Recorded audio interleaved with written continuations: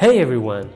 In today's video, I'm going to break down how I created this entire yarn doll Hindu gods animation you're watching right now.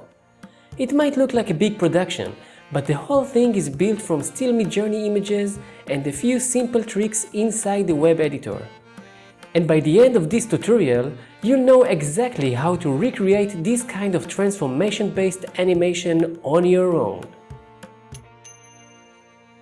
The first thing I needed was a clear theme. For this project I wanted something playful but magical, so I went with amigurumi style crochet dolls of Hindu gods. That meant writing a series of prompts that all share the same style and texture, like realistic photo of an amigurumi crochet doll of Hindu god Ganesh, made of colorful yarn, sitting on a tiny crochet mouse inside an ancient Indian temple. Or amigurumi Hanuman standing proudly on a mountain cliff with dramatic skies, detailed yarn texture. Or crochet goddess Lakshmi sitting on a yarn lotus with glowing golden coins made of thread. Each prompt gave me 4 variations. I chose the strongest one from each set and upscaled it so everything would match in clarity and detail.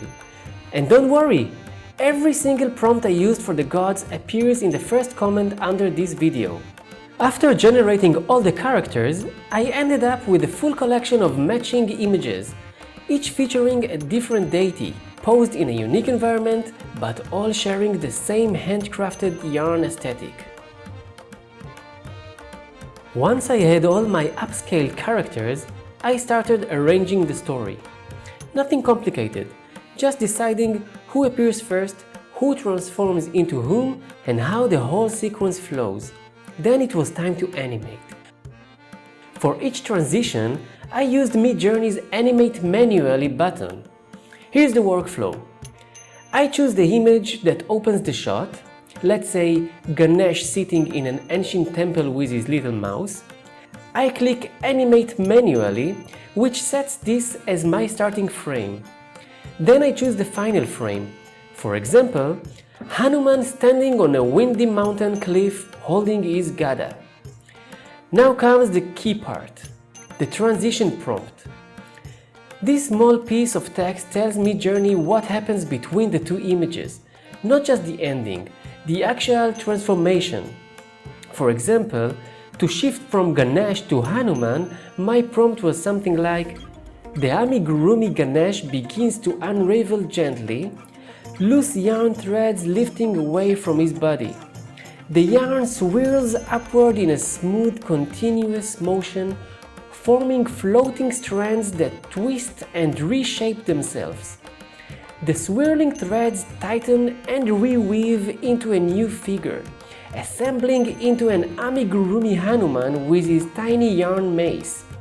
Soft glowing particles drift around the transformation, highlighting the seamless magical motion. See the pattern? I reference something from the first image. I describe the transformation. Then I describe the second image fully, so Midjourney knows where to land. That structure makes Midjourney understand. Image A, transformation, image B. I repeated this for every transition.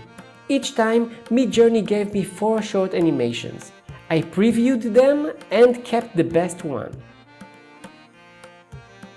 With the animations ready, I moved everything into DaVinci Resolve.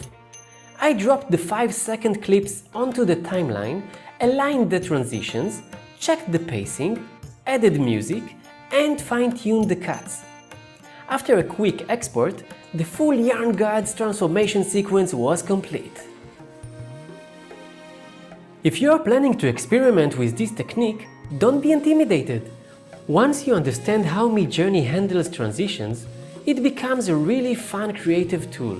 Images in, transitions out, and suddenly you're animating entire scenes.